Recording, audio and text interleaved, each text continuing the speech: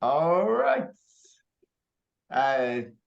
Thank you, everyone. Good morning, good afternoon, good evening for our last monthly meeting of the year. And we just got a couple more coming in. As always, we say in December, wow, the year has gone by quickly. So let me just introduce the agenda. For those who are first time, we do start and finish on time. It's 60 minutes. I'm going to kick off in just a moment with some very brief Institute updates because we're going to save most of that for January. And I don't want to take the time away because Morris has been kind enough not only to share, but also prepare, has been very committed to an implementation use case. And Morris and I have been chatting over the last few weeks, and this is something we want to encourage more and more among the membership. So Morris is being a trailblazer in that. So first of all, thank you, Morris, for taking the time to prepare. And after the presentation, which will take about 20 to 25 minutes, we're going to give you a couple of questions before, and then we're going to have a group discussion around the questions. Okay. All right. So you can see the screen okay? Just make sure. There we go. So just a very quick update for this month. Antonio and I finally managed to reconnect post-pandemic. It's taken us a year to finally coordinate, but we were both together at the Thinkers 50 conference in London, dressed for the evening. They have a gala dinner. They hold it in the Guild Hall, which is the Lord Mayor's Hall. So you have a gold carriage as you walk in, and I was in my kilt, Antonio in his dinner suit. So we had a lovely couple of days reconnecting in London. And then we both met again 3 weeks later. We both presented for the Drucker Forum. And oh boy, did it get cold. Those of you in Europe know. So Antonio was much better prepared than me. So this was us just about to go into the Drucker Forum where we both presented. And we had some wonderful connections. We met with two of our board members, Rita McGrath from Columbia University in New York, and Tony Driscoll from Duke in North Carolina. So we caught up with them. We had breakfast every morning. We took time out to plan for 2024 and to put together, some of our thoughts. And in January's, which will be delayed just because of the new year, not the dates, I think, the 16th, we're going to share what were the insights from both the Thinkers 50 and the Drucker Conference as we prepare for 2024, combined with some of the new initiatives that we're going to be kicking off, which include our focus is to provide more value to the membership. So actually we have a call this week, and for those who are interested, sorry, we have a few waiting, apologies. Morris, you've got co-control, so please, if you see anyone waiting, please do admit them for me if you don't mind. Thanks. Yep. Okay, appreciate it. So welcome those who have just joined. I'm just doing a quick update on what's coming in 2024. We have a discussion this Friday.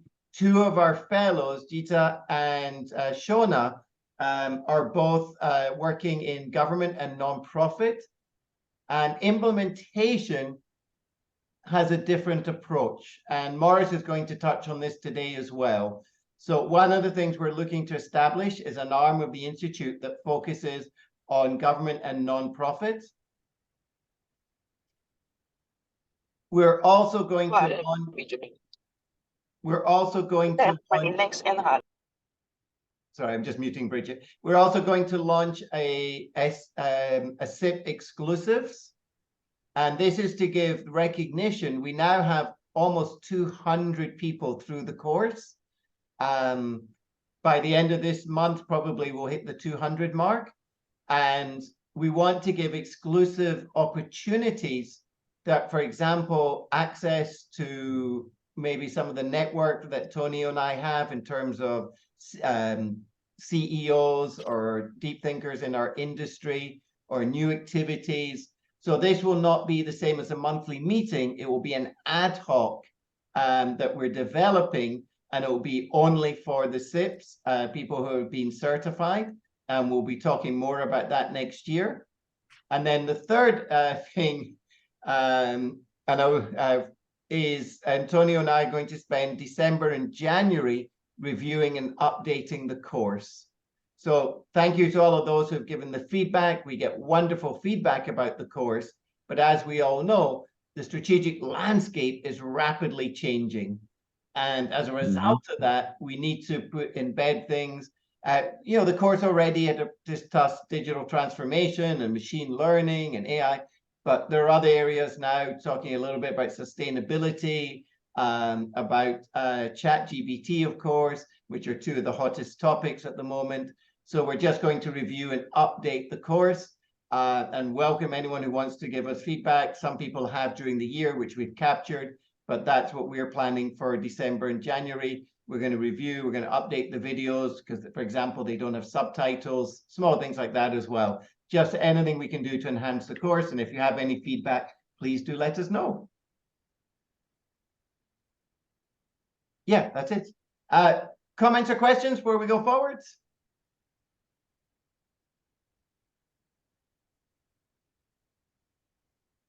We're good. All right. If you see me looking to the other side, it's because I use two screens. Okay. So it is with great pleasure that I'd like to thank Morris for taking the time to join us today. We've been chatting over the last few weeks, couple of months now, and the use case that he's developed around the challenge, which is still ongoing. He's going to share with us why it was such a tough implementation. And we're also going to put it not just as a use case, but also give feedback. So I'm going to give you a couple of questions in a moment I'd like to ask you to consider. But let me introduce Morris, for those who have not met him. On the cusp of becoming a SIP. So we wish you all the best in the exam, which he's just about to take. I did mention to do it sooner than later because we're about to update the course and the exam. He's the founder of a company called the Sales Accelerator, which focuses on supporting companies in their growth. With a background of 20 years of international business development, and for the last 10 years, very much switched to recognizing the importance of strategy implementation. 2023 was a pivotal year for the company. As he shifted from growth to helping with strategy implementation. And Morris, if I've presenting it correctly, next year, you're going to be solely focused on implementation, building the masterclass and sharing knowledge and information with your clients. Yes, true. Okay.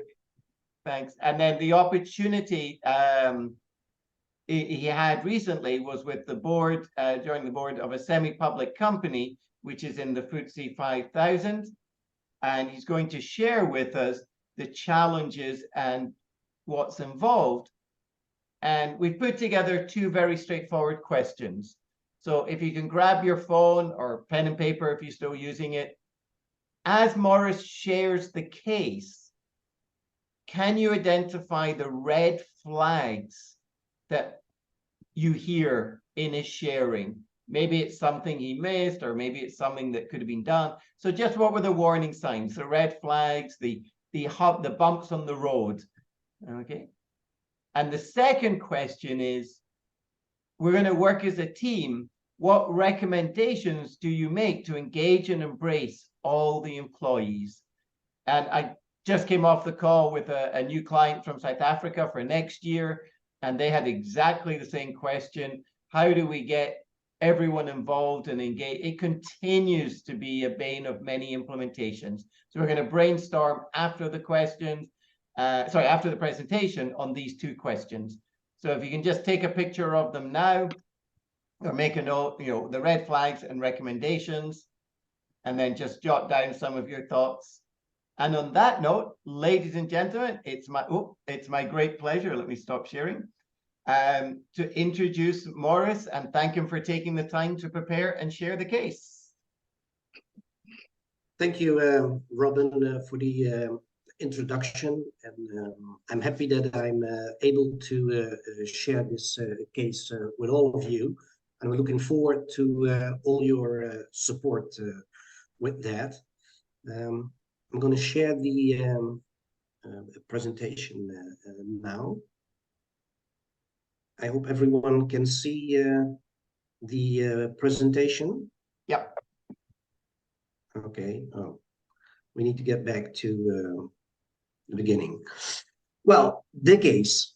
It's a semi-government institution with more than 5,000 employees. And one of the things they are coping with is that they needed to be compliant to mandatory regulations that fit into their case. It's concerning assets of infrastructure that they need to monitor, which they need to build and maintain. And by doing that, they found out that it was very difficult for them to actually have an idea of what the current status is. That being said, they developed a digital tool to monitor the state of the assets and what their compliance was to the mandatory regulations. But this was just the technical part of it. What made it difficult was how to get it into the hands of people and to make it something that could actually help them to become compliant and implement that in strategies and mitigations. Morris, can I just jump in for a clarification in the language? Yes. And thank you for everyone who's joined. When you say the state of the assets, to monitor the state of assets, can you translate for that for anyone who's not got a understanding? What does that mean? Could you give another expression? Yeah. The state of the asset is whether it does what it needs to do and whether it's functional. So we need to prove that the assets are actually live and doing what they're doing, but also compliant to mandatory rules. And can you give an example of an asset? For example, one of the assets could be, for example, a traffic light. Traffic light needs to be in a certain condition, needs to comply to certain guidelines, and there needs to be a testing and a certification whether the asset does what it needs to do on the appropriate moments. Perfect. Thank you, sir. And in this case, it's mandatory regulation to the assets, but also to environmental regulations that we have in the Netherlands. What happened in the early stages is the tool was developed, which was again something very technical, and this was developed by an engineering agency that helped them. The tool was introduced to the people who were going to work at that. There were some tests, but the implementation failed. The tool was not used after 2 years, and the project became silent, as you could say. And that was when they asked me to join and see whether we could get the implementation back on track. So first we started with the question, why did it fail? And we went through several levels in the agency. First, an interview with the leadership and the project members involved in this project, and we asked them questions like, what obstacles did you run into?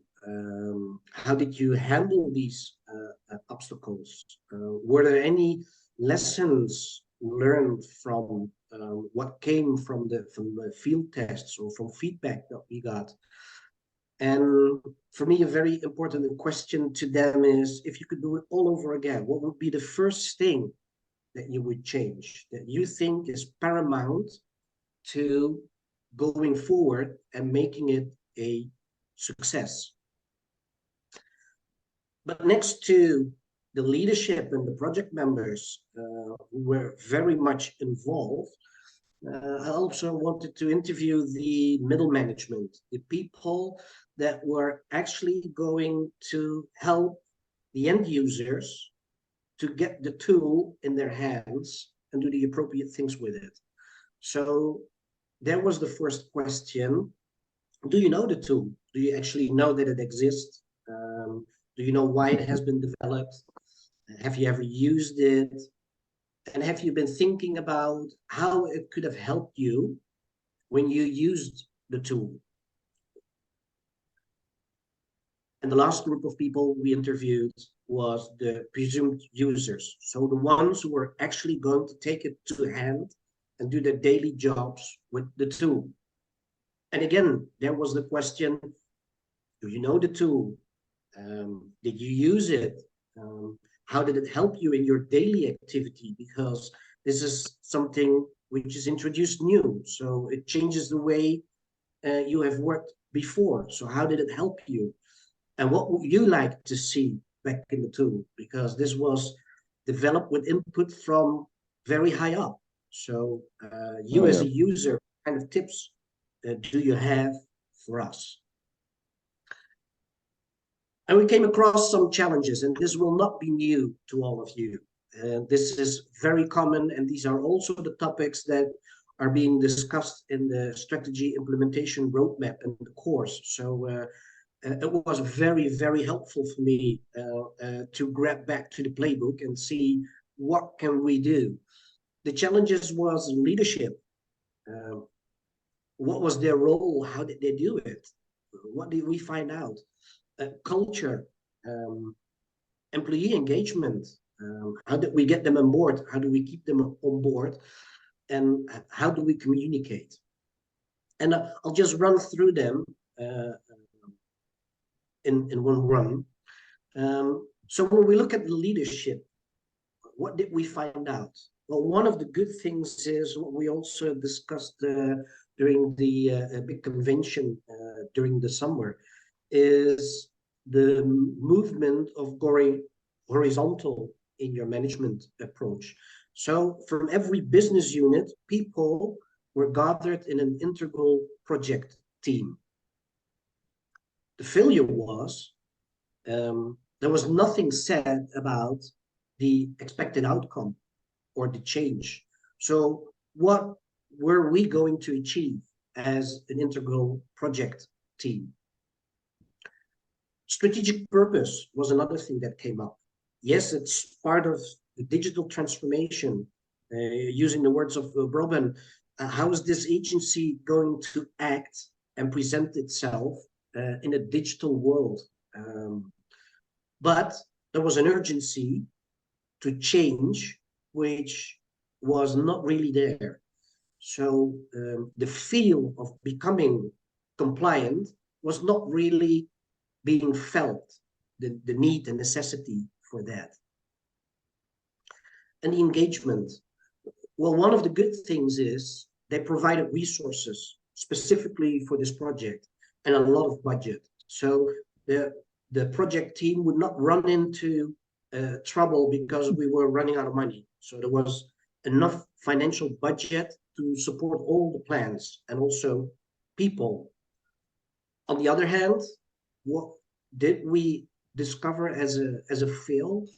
There was no further involvement and engagement of the leadership team going forward into the next phases of the implementation. And if we look at the culture, well, I tried to find the right picture. It's a box with blocks. Why? Because it is a very box organization. And it has a few advantages. If I have a problem, I know exactly where to be. If it's on asset, I go to asset management. If it's something to do with IT, I go to the specific department. So A boxed-in organization makes it easy to know where you need to be with your question. The biggest trouble is that it is siloed and not connected. To give you an example, one of the departments or one of the business units in the company has 93 departments, and not all of the people are talking to each other, are actually knowing each other, or know what we're doing within the business unit. The way of working is that they are highly skilled technical people. They are very structured, and they know exactly on the technical details what they can do and need to do.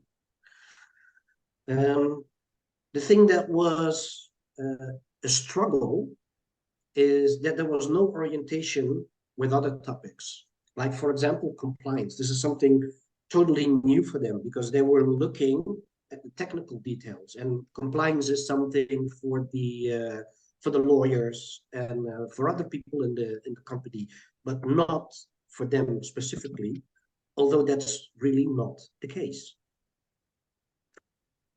And maybe also due to the fact that it is a semi-government institution, there is a lack of urgency. The good thing about it is there is no stress, and they take a lot of time to do research and analysis. But on the other hand, if you want to change and you don't feel the pain, it's going very slow and it's very viscous. There's a lot of procedures, a lot of people that need to comply with all kinds of procedures and forms, and that makes the process very slow. On the other hand, they're the only ones who can do this, so there's no competition, which is an argument to take it slow. The third, employee engagement. Involvement of the people was very good. There was a fair group of participants in the pilot who were involved and talking about the tool. So that's very good because people are informed. The fail was, it was an option. It was not mandatory. So if you want it, you can participate. If you don't, you don't. You could use the tool or you could not use the tool. But if you want to be compliant to mandatory regulations, that should not be an option. Communication was also good. The tool was introduced, was tested, it was discussed in all kinds of several meetings. People were actually very knowledgeable about the tool. But the fail was there was no follow-up or follow-through of the communication. So there was no feedback. There was no status update on how it was going. So it was more like the tool is here and save yourself with it. Another thing that we came across was accountability. Employees were willing to participate in the experiment, and that was really good because this was going to be a pilot in a region, and later on maybe even the step up to a countrywide system for them, for all systems in the whole of the Netherlands. The biggest issue was no one was accountable. No one felt this is my project, this is something that I need to drive and that I need to be accountable for, and I need to share that with the senior management. If we look at communication, one of the last points we came across in our investigation, there were all kinds of expectations. What was the good thing? The tool was announced, it was tested, People were aware of it, that it maybe was coming, but the fail was it did not include what was going to change in the daily practice of people. The frequency, yeah, we frequently send out the message. This is the tool. This is why it's important. But there was no variety. It was either town hall meetings or it was a larger group of people.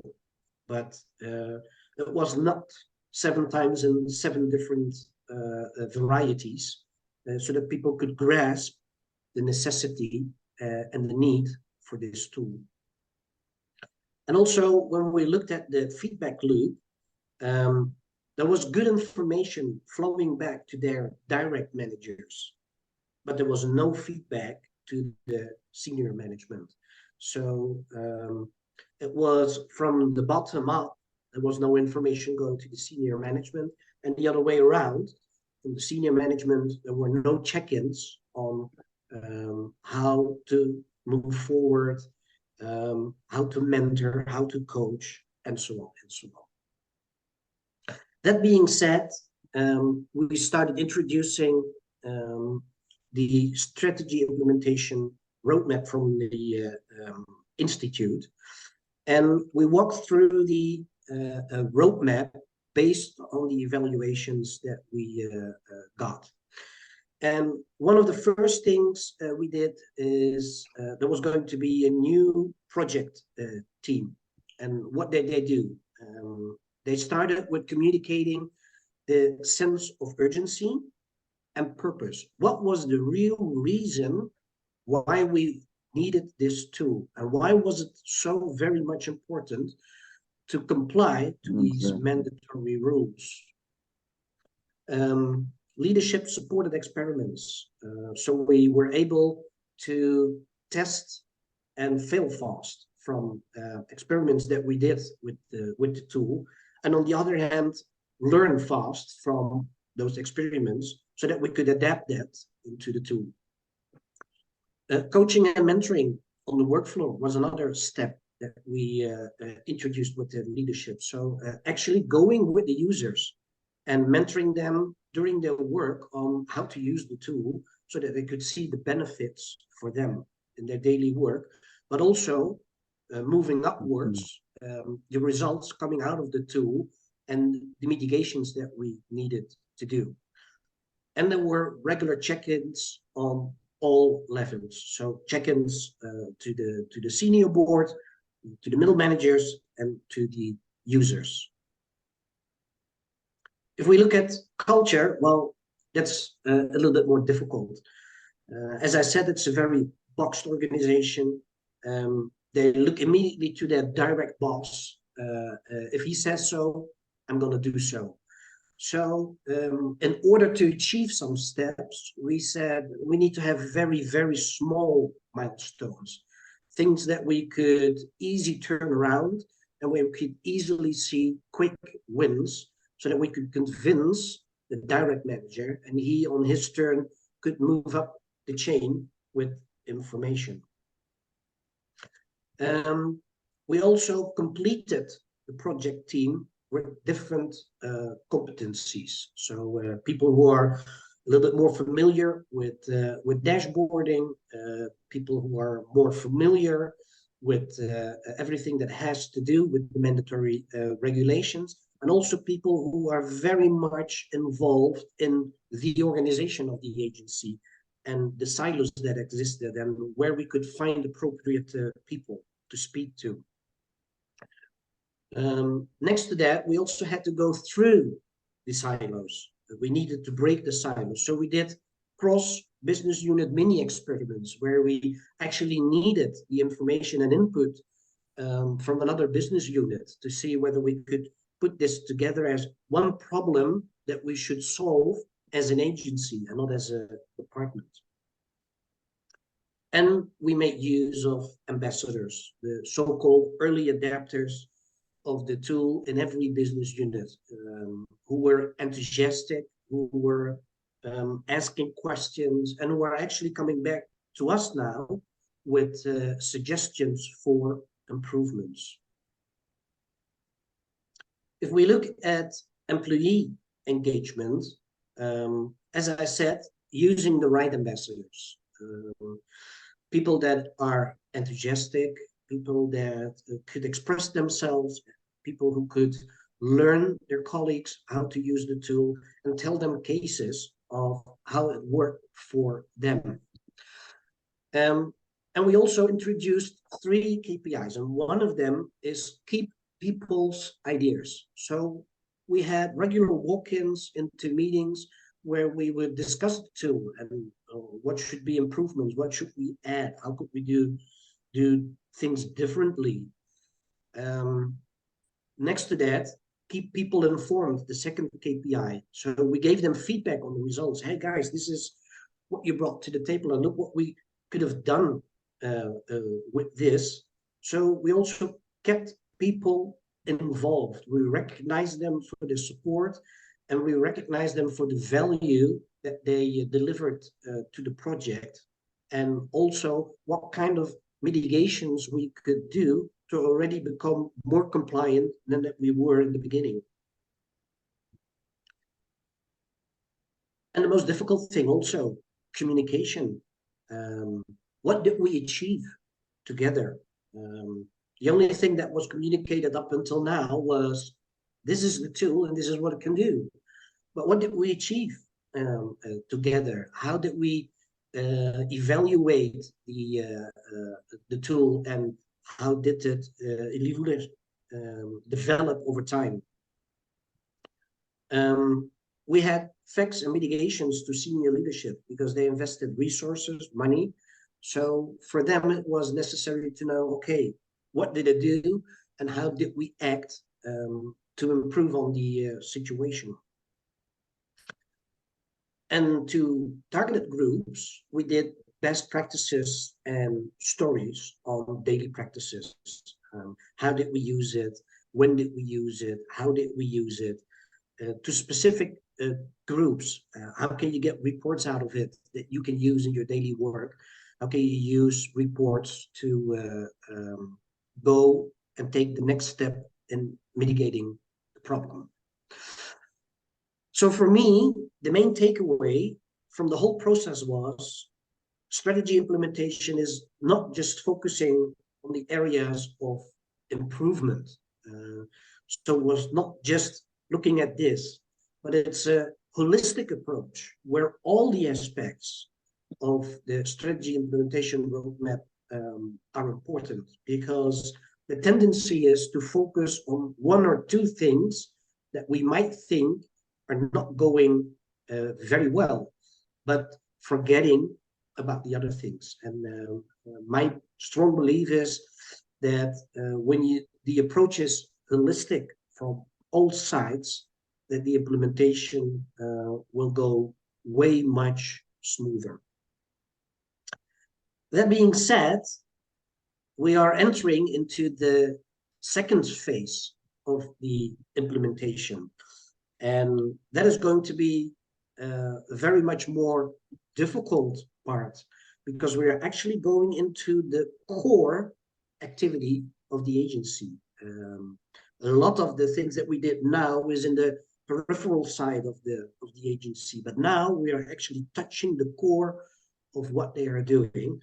And one of the things that we already posted in the questions, I would be very much interested in what should we consider to get all people engaged and involved in this process.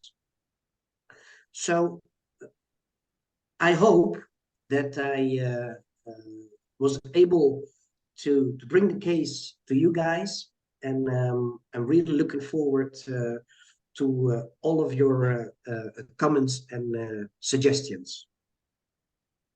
Thank you, Maurice. Can I ask you just to stop sharing so we can see everyone? Yes. There we go. All right. Hi, those of you might join a little bit later. I'm just going to repeat the 2 questions. First of all, Maurice, thank you for the very articulate sharing of the case. And I'm going to ask you in a minute just to give what we call a part C in university, where you are now, just before we go ahead. But the two questions we posed for everyone were, what were the red flags? So in the implementation, what were some of the things that you were like, oh, going, that just stuck out, that you saw that the company was making a mistake in, or the semi-government agency? And the second part, which is where Morris really wants the input, we'll focus most of our time, is what are potential next steps in phase 2 to accelerate the adoption of the tool. Okay. Before we hear from everyone else, Morris, can you just give we always like when we do a use case to give where are you today. So have you started the rollout of phase 2? Are you starting in the new year? What's the plan? Plan is to start in the new year. We're rounding off the phase 1 of the implementation, which is on the lowest user level. And the next is we need to go into the next phase where also the technical abilities will be challenged with the people that are actually looking into the different assets. So that's going to be a larger project. Okay, and thank you. And a quick follow up on the style of the tool itself. Is it like a dashboard? Is it like a traffic light symbol? How does it present the material? Is it visually based? Is it an Excel? I mean, what does it, just give us a feel? Yeah, well, the tool is actually based on a geographic representation of where the assets are. You can actually, in the tool, choose an asset of concern and do the check-in questions of whether the tool or the asset is doing what it should do.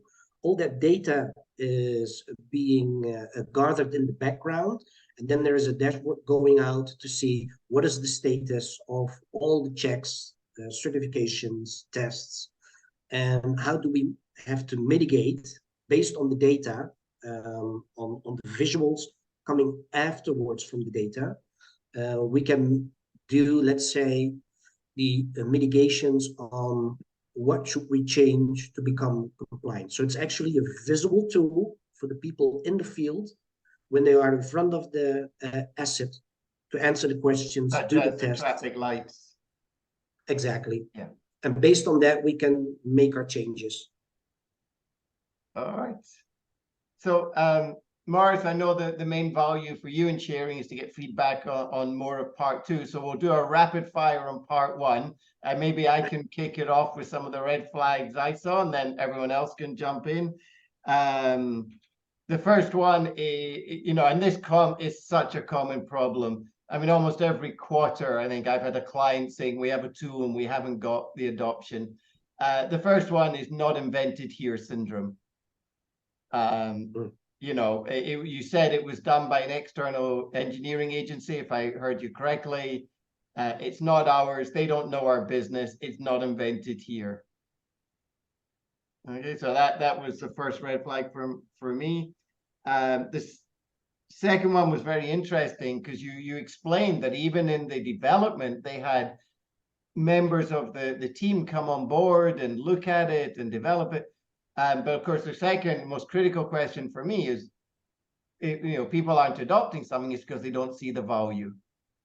And that value can be in making their life easier, accelerating their work, keeping their boss off their back, whatever that value was. So they were a couple of red flags. But I want to stop there and open it up. Can we just rapid fire on Claudette? Thank you. There we go. Love the enthusiasm. Good to see you, Claudette. Good to be here. Good morning, or wherever you're in the world, afternoon or evening. My first red flag would be the investment in training. I find when you do bring outside people in to build a system, it's a lot of training involved. And sometimes, especially if they're consultants, they make that training so difficult to access that people just throw up their hands and say, forget about it, I'm not doing it. And the practicality of it, that would be the first. So we're trying to be quick. I have more, I've got one more. And the other is, how are PQIs tied with your KPIs? Because when people don't don't understand what the end result is, do they really appreciate the importance of continuing to look at the processes? And if they're not accessing the training, or the training isn't invested in or made available, it may also be difficult for them to make the investment in looking at the two. So how are our processes getting to our outcomes? No mechanism to do that. Don't really know how to use this system. Those are my two red flags. Oh, excellent. No, Claudette, thank you. We'll go to Nigel and then to Chris. Yeah, the question that came to mind for me is, you spoke about assets and whether they are functional or whether they're doing what they're supposed to do. The question that came to my mind was, if these assets are not doing what they're supposed to do, what happens? Do people die? What happens? So for me, what was missing here, I heard a lot about compliance and mandatory and technical. So where is the emotional commitment? Why should I care as the person who is dealing with it? And for me, that is critical. I'll stop there. Okay, thank you, Nigel. We got a couple more. Chris, I think you were next, yes? Yeah. Hi, Chris. Yeah, and I would just agree very much with what Robin and others have said already. But I would add that this not invented here gets it. It's not just that there was an external agency, but with 93 departments who don't communicate, any of them can say, if it wasn't in this department, it's not invented here. So that it goes a lot deeper, I think, than, it just gets exacerbated by an external agency as someone to blame. I think the other side that I think I agree strongly with Nigel as well is on the purpose of this. So that to me is the central key point of failure, if you like, and also the point of recovery, and that people need. If you can get people to agree and believe and see attaining this purpose as an achievement for them, that's emotionally, it's work-wise, it's whatever, then you will get a team together that will help you make this project succeed. And this is just basic project management, right? And if they were using Antonio's Project Canvas, this would have come up as a big red flag right at the beginning, right? That we don't have purpose that's really meaningful. So their purpose was to do with digital transformation, when in fact it was really to do with compliance. And as Nigel says, what happens if we're not compliant, right? So the purpose was completely wrong, even in the good aspect that you had was wrong, in my opinion. Of course, we only have this summary. So the other one is governance. So if they'd had integrated governance in place, they would have picked up very quickly that there was poor communications, poor purpose, that things weren't rolling up from direct managers to higher levels of management, that things weren't being followed. So why did nobody act on the fact that nothing was being done? I had an example from I worked in a large mining organization in the past, and we developed a IT system for budgeting, and we spent a good bit of time in IT developing this, and it was checked with all the managers, and when it rolled out, nobody used it because it restricted some of the not so great practices that department managers could use to fiddle their budgets. And they just didn't use it. So for 2 years, we printed reports out of this mainframe system every day, and eventually we pulled the plug and nobody noticed. There we go. Thank you, Chris. Excellent. We'll take two more in terms of red flags, and we're going to move it forward in terms of solutions. Torsten and then Christian. Yeah, basically it was said before. So I think if the what was not clear, and then you said it, it was not clear, the expected outcome was not clear. Yeah, you do not need to follow up on the how you want to implement it. Yeah, if the what is not clear, yeah, then the how, well, that's a second priority. Yeah. And the second part then will follow. Yeah, you have not this obviously the stakeholders or aligned or the support from all stakeholders. Yeah, nobody accountable on that. It's was great example, Morris, what you said, and with your adopting the ZIP roadmap, exactly you did the improvements. Yeah, what you should do. Yeah. So I'm excited to see how it's going into phase 2 of your project then. Yeah, we'll have to get Morris to give us an update in 6 months' time. We'll keep the pressure on. Christian, do you want to go next? Yeah, I want to add a couple of things. Yeah, please. And hi, good to see you. One of them is the idea of which we have mentioned, compliance. I didn't see a burning platform. I think complying, burning platform, we comply or it's over for us. They didn't seem to be any leadership sponsor, that one person, the one man or woman who's going to lead this through. That was clearly designated, to fulfill this role. Hence the reason why the other parts weren't clicking. And then another thing that I thought of is, I don't know if you know Clayton Christensen's jobs to be done theory. It seems like if this tool was needed, people were already doing something to get the job done. So people need to have a compelling reason, a little bit of what you were saying, Robin, value, a compelling reason for me to give up my paper and pencil, system in order to incorporate or implement a tool that's supposed to save me effort, time, et cetera, and maybe more accurate in my work. And maybe they didn't know that. And then the last thing is, were there KPIs? Were there measurements along the way? Are we looking at the results? Are we really accomplishing what we're supposed to be accomplishing at this phase or stage? So 4 things that quickly came to mind. No, excellent, Christian. Morris, I'm going to move the conversation to the next question. Do you want to give any inputs at this point? Any reactions? Yeah, great value back, colleagues. Really interested. Yeah, what happens if we're not compliant?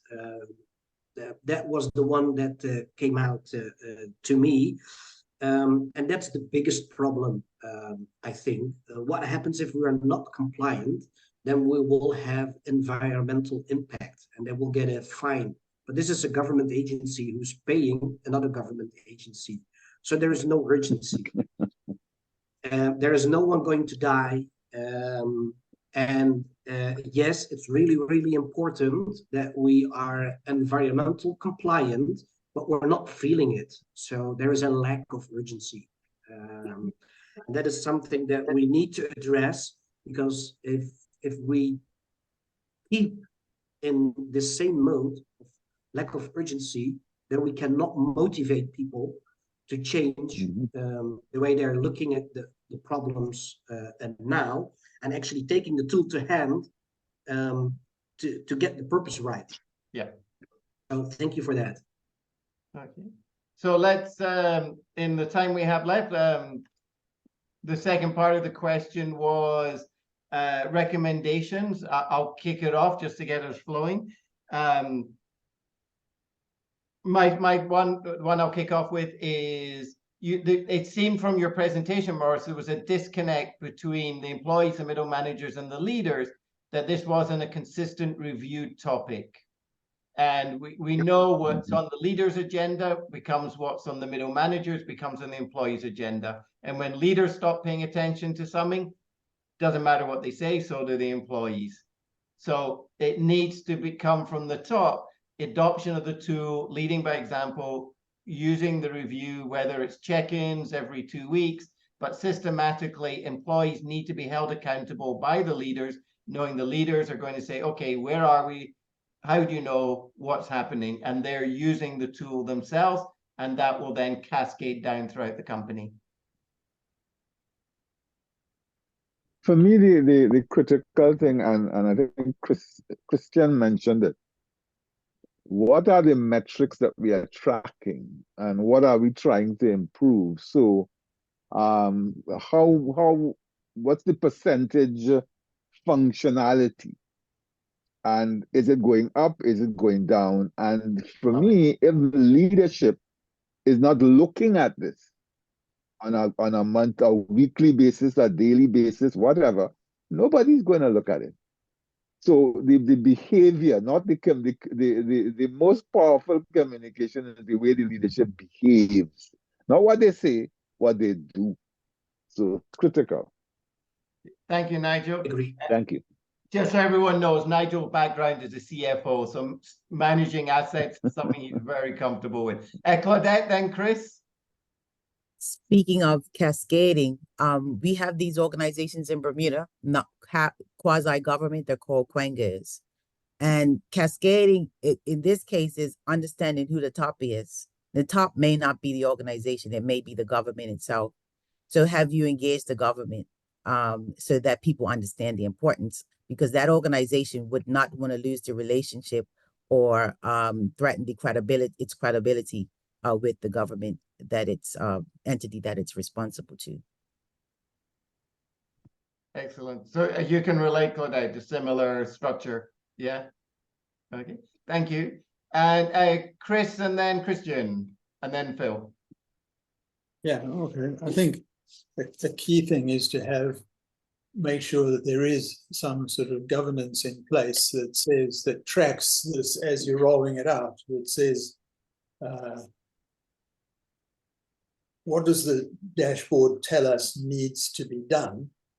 And is that actually being done? So has anyone acted on that, right? And what was the impact of that? Did it resolve the issue the dashboard has reported? I wasn't clear if that was built into the tool or if it's something which needs to be done. And I think it comes back to, and it's not just measuring, we want some sort of outcome measure from a strategic point of view that says, oh, we're more compliant than we were. And how is that in terms of the target that we're supposed to reach by whatever date it is, every 3 months or something, or every month even. But are people actually doing the stuff and responding or not? And that is a way of finding out if our communication and our purpose is taking hold.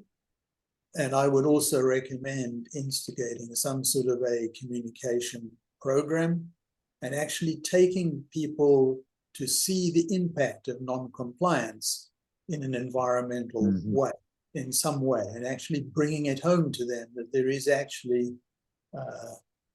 a real sense of achievement they can get by doing this. They're actually going to act on real people or real environmental situations and how they can improve them. So to give them some personal sense of involvement in that. Okay. Chris, excellent. Thank you. And making it measurable as well. So thank you, Chris. Christian, Phil, and then Eric. Yes. So to add a little bit to what we talked about in terms of leadership, I think it's important that leaders get on the same align how they're framing the issue, because when you frame issue, people choose to either act self-serving or they act on behalf of the community. It's simply in the way that something's being spoken about. So I think if collectively they align themselves, even if there's only 1 or 2 leaders who are the sponsors, in the way that they frame the importance of this tool is great. The other thing I thought of, since you mentioned, if I'm not mistaken, Morris, that phase 2 is about technical ability. Does that mean that it's for people to have these technical skills to utilize the tool, or I'm not quite sure what that meant? No, it was more, we're going more into the technical details of the asset management. So what should be tested, because now they're testing according to their own goods. And I think if you want to test something to be compliant, you have to do that in conformity with the law. So there needs to be a protocol to what you test to. Right. Because what I thought of is, what came to mind, not knowing exactly what that meant, is have the people been trained in utilizing this tool? You know, do they know how to use it? Do they know how to incorporate it? Do they see the impact that it might have in their day-to-day? Otherwise, it's nice, but I don't know what to do with it. I don't know how to use it, what to incorporate it, or whether I have the skills. And usually when you have, so my point goes more to employee engagement. Usually when you have what I call misbehavior by adults in the workplace, it's one of two things, right? It's an attitude, an approach that they have about the work. I hate this work. I hate these people. I hate this boss. Or it's a lack of technical know-how. And the lack of technical know-how is oftentimes something that we like to mask because I don't want to admit that I don't know how to add or multiply. So I'll create a whole story around that. So when it comes to implementing the tool further in with the users, is to ensure that training is offered to address any shortcomings that may be in terms of how to utilize the tool and how to work with it, basically what the benefits are and so on. Okay. Yeah, in terms of the knowledge. Christian, thank you. I'm just going to move forward so everyone has an opportunity because we're into the last 5 minutes. Thank you, Christian. I loved your point. Phil and then Eric. Hey, Phil. Good to see you. I just wanted to say that I agree with everything my colleagues here have said.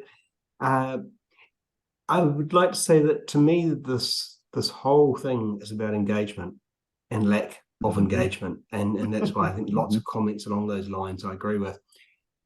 And I'd just like to suggest a slightly different perspective on how to deal with that. And that is that when you have something that a whole lot of people have to do, and they're not doing it, there are two ways to deal with that typically. One is to make it easier, which is a user experience thing. The other is to make it more compelling. And that's where I'm wondering if there's an opportunity for a level of gamification in this here. Because if, and I'll just give you a couple of examples of how you might do that with software, with an app. It's quite easily usually, especially since I've watched my son and daughter play Assassin's Creed earlier this evening, because it's midnight here now. And one is that you have levels of escalation when things are undone. So as queues, like workflow does this quite often, is that if you've got too many tasks in your workflow that you haven't done with, you initially just get a number appearing on the corner of your screen, and then maybe that number gets a bit bigger, and then you start getting pop-up messages, and then it starts reminding you on your phone, and might glow bigger or be in a different color or whatever. And so what that does is that imposes some urgency. The other thing is that you introduce league tables, and so that you have a level of competitiveness about this. And even technical people can get into this stuff, because if suddenly they're suggesting that those people over there who are obviously intellectually inferior in that other silo are doing better than us, then that affects our pride, and we can't let that happen, because you can't let the engineers do better than the inspectors or something. And so you introduce that. And the other thing is that if you sorry, I'm going to interrupt you. I'm going to ask you just to keep it short so we give Eric an opportunity, because we've got 2 minutes. Just please, one other quick one. Your other one was, what's your last thought? Yeah, the other one was that you also have a carrot as well as a stick. You give rewards and points and things for when people are actually meeting targets or exceeding them and so on. And there are prizes, there are stars, there are things like that, which can all be virtual. You don't have to pay anybody anything. But it turns it into a bit of a game and makes it interesting, and also gives people something to talk about, because they engage with others, especially if you have silly prizes and things like that. It becomes something that people are engaged with and they can talk about. Okay, I'm going to, if you don't mind, I want to give Eric the opportunity. So Eric, please. So I work in a more agile approach of delivering implementation, and a big part of agile delivery is to incorporate stakeholders to the end user degree, and ensuring that you demonstrate in sprints what are you delivering value, ensure that you get feedback really early on is what I'm doing and producing as a new tool providing benefits to the end user. And they're engaged so early on that they can drive how the tool is generated and built, and give their input, and their input will be valued to the developers and the project management team, ensure that it is actually delivering value to the end user.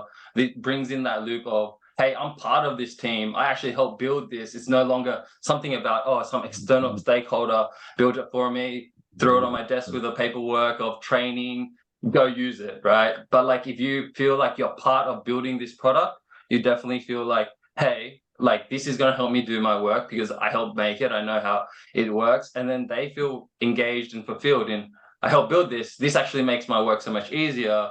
And like it ticks all the boxes to upper management, right? Like that communication of all stakeholders at all levels. And you need to roll that out continuously, target the specific users.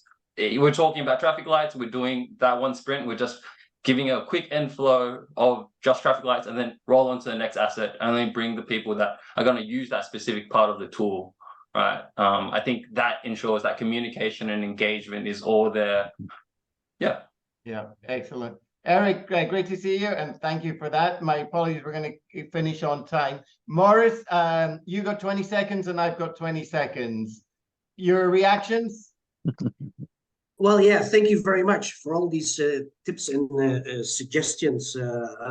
I'll definitely take that to the team, and we're going to look on how we can get people engaged and enthusiastic and being part of the team and the solution. Excellent. I think that was phenomenally rich. Thank you to everyone. You know, I mean, that went extremely well.